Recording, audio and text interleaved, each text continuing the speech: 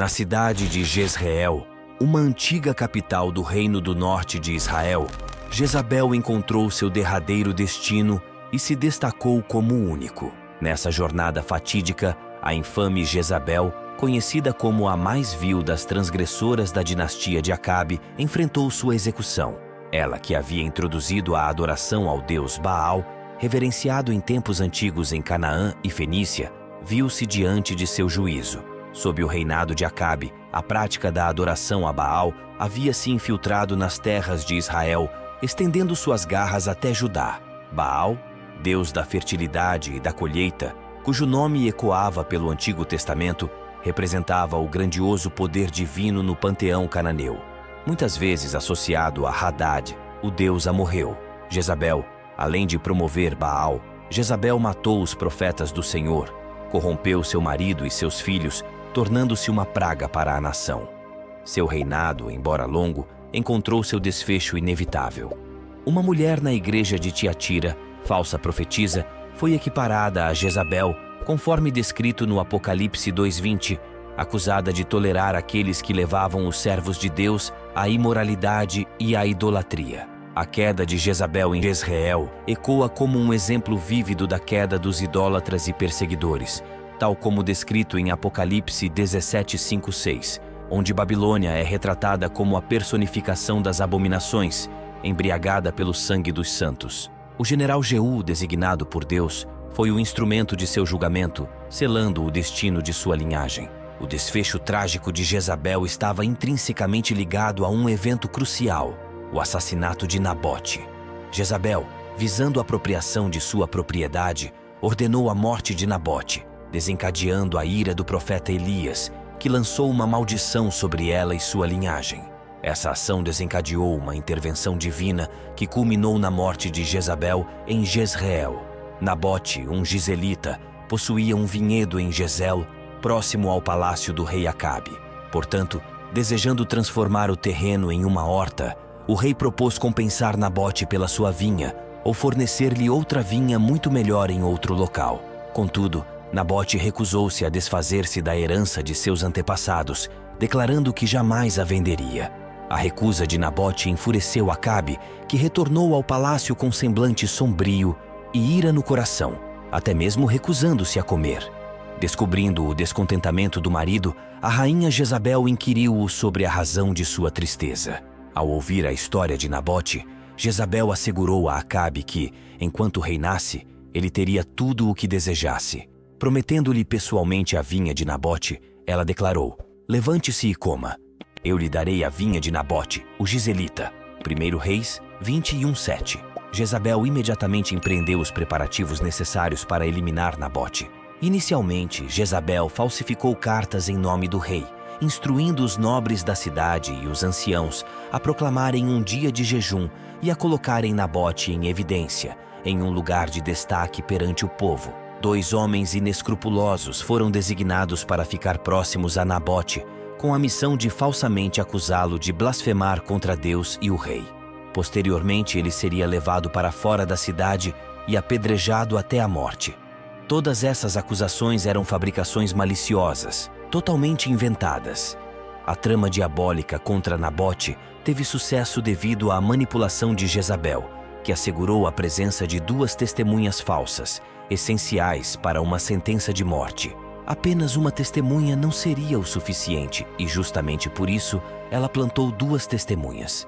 Ela agiu dentro da lei apenas quando isso lhe convinha, manipulando as circunstâncias para facilitar suas mentiras, roubos e assassinatos. Um aspecto particularmente vil do plano de Jezabel foi a proclamação de um dia de jejum, usando uma fachada religiosa para encobrir seus intentos assassinos e garantir que Nabote fosse humilhado publicamente. Após a notícia da morte de Nabote, Jezabel informou a Acabe que a vinha agora estava à disposição dele, algo que ele aceitou com prazer. O horrendo assassinato de Nabote por Acabe e Jezabel desencadeou a condenação divina sobre o casal. O profeta Elias confrontou o monarca em nome de Deus, encontrando-o no exato momento em que Acabe inspecionava a vinha que havia tomado à força. Apontando para o rei, Elias questionou o povo: "Você não matou um homem e tomou sua propriedade? Em resposta, profetizou que o Senhor traria calamidade sobre a casa de Acabe, anunciando que cada membro masculino da família seria devorado por feras. Em vez de receber um enterro digno, Acabe encontrou seu fim. Foi morto em uma batalha contra os sírios, cumprindo-se assim a palavra do Senhor. Como sucessor de Elias e profeta em sua própria estatura, Eliseu assumiu a missão deixada por Elias, nomeando Jeú como rei de Israel. Jeú, determinado, eliminou primeiro o filho de Jezabel, Jorão. Com um arco esticado ao máximo, Jeú lançou uma flecha que atravessou o coração de Jorão, derrubando-o de sua carruagem. Jezabel desafiou o destino que se aproximava, ciente de que Jeú havia executado seu filho e o lançado na porção de Nabote, conforme ordenado pelo Senhor. Ela aguardava em Jezreel, preparada para enfrentar a espada furiosa de Jeú. Conhecendo seu destino iminente, Jezabel não se escondeu, nem se acovardou diante da vingança divina. Em vez disso, posicionou-se corajosamente em uma janela do portão para desafiar Jeú. Seu coração endurecido contra Deus a levou a enfrentar seu destino com desafio e desdém pelo medo. Seu exemplo revela como um coração obstinado contra Deus enfrentará a punição, mas jamais prosperará. Nenhum coração tão endurecido contra Deus jamais alcançará sucesso. Ao invés de demonstrar humildade e pesar pela situação de seu filho, Jezabel optou por pintar o rosto, buscando manter a imagem de grandiosidade e majestade, na esperança de intimidar Jeú e minar sua autoridade política. Apesar da ordem divina para que seu povo se humilhasse, raspando a cabeça e vestindo pano de saco, Jezabel desafiou abertamente a Deus, adornando-se e vestindo-se contrariamente à vontade divina. Isaías 22, 12 e 13. Como consequência, o Senhor Deus dos exércitos a chamou à prática do luto, à raspagem da cabeça e ao uso de pano de saco como símbolo de humilhação. Em vez disso, a alegria e o júbilo, matança de bois e abate de ovelhas, comendo carne e bebendo vinho, dizendo: comamos e bebamos, pois amanhã podemos morrer. Um coração impenitente em meio à adversidade é uma clara indicação de queda iminente. Aqueles que se apoiam nas aparências externas deveriam examinar sua verdadeira natureza. Jezabel não demonstrou nenhum temor diante de Jeú, o instrumento da justiça divina, desafiando-o e questionando se ele teria paz após ter assassinado seu marido. Mesmo diante da mão de Deus contra sua família, ela permaneceu obstinada, desafiando a autoridade divina. Ela não se importou, mas voou na cara dele. Entretanto, sua confiança na própria astúcia e na crença de que suas ações não resultariam em sua própria queda mostrava-se infundada. Em sua obstinação, Jezabel esqueceu-se de submeter-se a Deus e concentrou sua raiva nos instrumentos do seu julgamento, ao invés de refletir sobre suas próprias falhas. Ela encontrava satisfação na ilusão de que seus atos não teriam consequências, enquanto desconsiderava a verdadeira fonte de paz e redenção.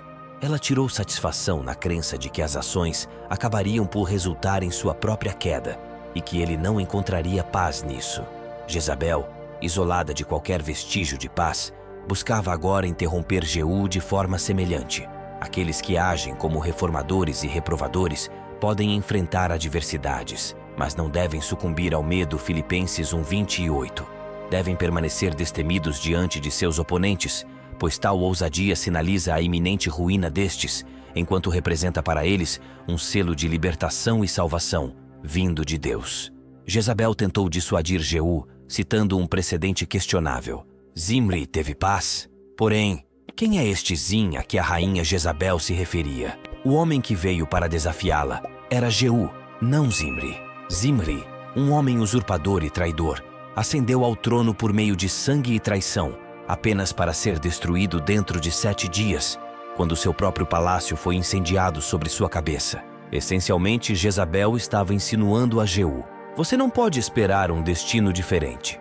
No entanto, esta comparação era falha. Enquanto as ações de Zimri foram motivadas por seus próprios desejos egoístas e cruéis, Jeú foi ungido por um profeta e agiu sob a direção celestial. Ao fazer comparações entre pessoas e eventos, devemos ser cautelosos para distinguir entre o que é digno e o que é vil. Comparar Jeú a Zimri foi um erro, pois suas motivações e legitimidades eram diametralmente opostas. Diante das ameaças de Jezabel, Jeú não se intimidou, mas clamou por ajuda. Quem está comigo? Segundo Reis 9:32. Erguendo o rosto para a janela, ele repetiu a pergunta: quem está ao meu lado? E 2 ou 3 servos se manifestaram. Jeú foi chamado para realizar a obra de Deus na reforma da terra, punindo os ímpios. Agora, ele busca apoio nessa tarefa, esperando encontrar outros dispostos a ajudar e apoiá-lo. Assim como Moisés clamou: quem está do lado do Senhor? E como o salmista indagou: quem se levantará por mim contra os malfeitores? Quem tomará posição por mim contra os que praticam a iniquidade? Salmo 94:16. É interessante notar que, uma vez iniciada a obra de reforma, surge a necessidade de identificar quem está do seu lado. A presença de Jeú atraiu a atenção dos servos, que se dispuseram a apoiá-lo. Jeú instruiu-os a não hesitar, mas a agir imediatamente, derrubando Jezabel, como forma de executar a punição determinada por Deus, lançando-a de um lugar elevado, como era costume em casos de apedrejamento de criminosos. Como consequência de suas ações, Jezabel enfrentou as terríveis repercussões da violência que havia cometido contra Nabote. Quando Jeú ordenou que a jogassem ao chão, conforme segundo Reis 9:33, seus servos prontamente a atiraram, e parte de seu sangue salpicou a parede e os cavalos antes que Jeú os pisoteasse. Se a instrução de Deus justificava as ações de Jeú, então as ações de Jeú poderiam justificar os servos que executaram a sentença. Talvez nutrissem um ódio latente pela crueldade de Jezabel e vissem nela uma oportunidade de vingança. Ou talvez ela tivesse sido tão desumana e prejudicial que eles estivessem ansiosos por se libertar de sua opressão. É possível também que agissem movidos pela esperança de ganhar o favor de Jeú e manter suas posições em sua corte, vendo o sucesso do líder como uma oportunidade para ascender. Jezabel foi lançada ao chão, seus próprios servos testemunhando sua humilhação. Os cavalos, cobertos com seu sangue, pisotearam sobre ela enquanto ainda respirava, numa cena de desonra sem precedentes. Este foi um destino marcado pela vergonha, um testemunho da justiça divina contra o orgulho e a crueldade. O cumprimento da profecia se completou quando os cães devoraram seus restos, selando sua ruína. Apesar de sua maldade, Jeú decidiu enterrá-la, mostrando uma medida de respeito, mesmo para alguém tão perverso. Jeú entrou, comeu, bebeu e ordenou: peguem aquela maldita e sepultem-na. Afinal, era filha de rei. Assim, Jeú ordenou que seu corpo fosse dignamente sepultado, reconhecendo sua posição real, apesar de seus crimes. Embora Jeú tenha esquecido momentaneamente a profecia do profeta, Deus não se esqueceu disso, segundo Reis 9:10. E os cães cumpriram a sentença sobre Jezabel no território de Jezreel, sem que ninguém a enterrasse. Enquanto ele se refrescava, os cães devoraram seu corpo, deixando apenas seu crânio nu. O rosto pintado desapareceu, assim como os pés e as mãos, segundo Reis 9:35. Quando tentaram enterrá-la, encontraram apenas seu crânio, seus pés e as palmas das mãos. Para os vorazes cães, a filha de um rei não era diferente de qualquer outra pessoa, mostrando total desprezo pela sua linhagem. Essa cena macabra serve como um lembrete sombrio da mortalidade humana. Por mais que cuidemos de nossos corpos e os adornemos com luxo, devemos reconhecer que em breve serão consumidos pelos vermes do túmulo. Quando Jeú soube disso, lembrou-se das palavras proféticas anteriormente proferidas, 1 Reis 21-24. Deus já havia decretado que os cães se alimentariam do corpo de Jezabel no distrito de Jezreel, deixando apenas os vestígios de sua infâmia. Jezabel, que costumava se destacar em aparências públicas com pompa e glamour, não mais inspirará admiração. Na vastidão do tempo e da história, os vestígios de Jezabel desapareceram, dissipados como poeira ao vento. Seu nome, uma vez temido e reverenciado, agora ecoa apenas nos textos sagrados. Ninguém se atreve a apontar para um túmulo e proclamar: aqui jaz Jezabel. É um lembrete sombrio de que, eventualmente, todos nós enfrentaremos o julgamento da história. As escolhas que fazemos, as marcas que deixamos neste mundo, podem ser esquecidas ou reverenciadas, dependendo de sua natureza. Que possamos, então, refletir sobre nossas próprias ações e os legados que estamos construindo, lembrando-nos de que o verdadeiro significado e valor residem na bondade, na justiça e na compaixão, virtudes que transcendem as eras e permanecem como um testemunho duradouro de nossa passagem pela vida.